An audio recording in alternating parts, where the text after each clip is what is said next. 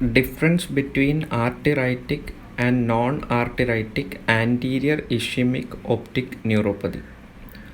First, arteritic anterior ischemic optic neuropathy is associated with giant cell arteritis, that is a systemic condition, whereas non-arteritic anterior ischemic optic neuropathy is due to the occlusion of the posterior ciliary artery. It is affecting the optic nerve head, causing its ischemia.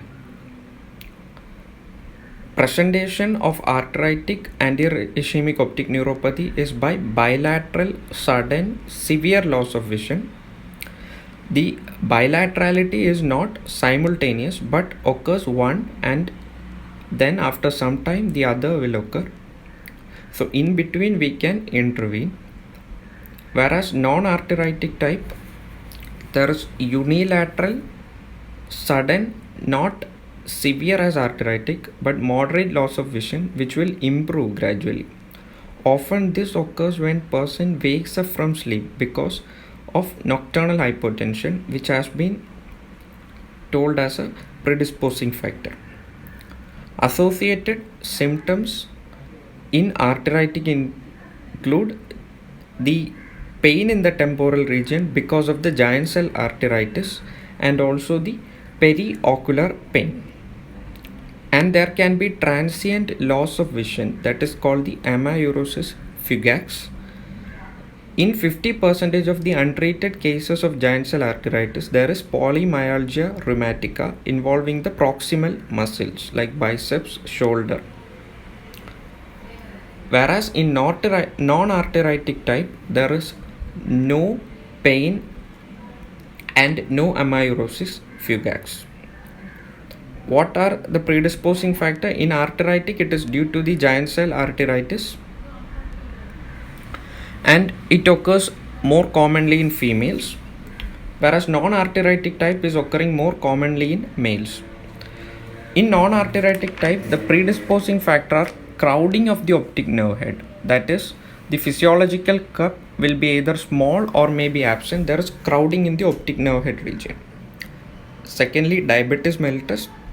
Thirdly, hypertension, hyperlipidemia, antiphospholipid antibody syndrome, and it is associated with sleep apnea syndrome and nocturnal hypertension. What is the optic disc finding? In arteritic type, the hallmark optic disc finding is chalky white pale optic disc with edema. The edema may be involving a segment, maybe an upper segment, so that there can be altitudinal visual field defects also. Whereas in non-arteritic type, it can either be a sectoral type or a diffuse involvement of the optic disc, but it is not a pale disc. It is a hyperemic optic disc with swelling, with edema, and the swelling will subside with time and it is followed by pallor. Treatment of arteritic type, I said it is not a simultaneous involvement, but one after the other. So when one eye get involved, our main goal of the treatment is to avoid the vision loss in the other eye.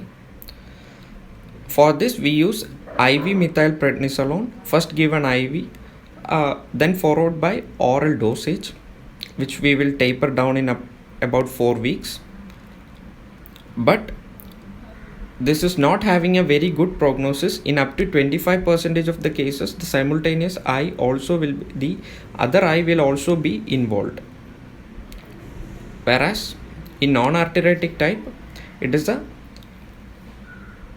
very good disease to have because it is having very good prognosis also. Most people will have improvement in their vision. Only about 20% will have less than 6/60 vision after the disease.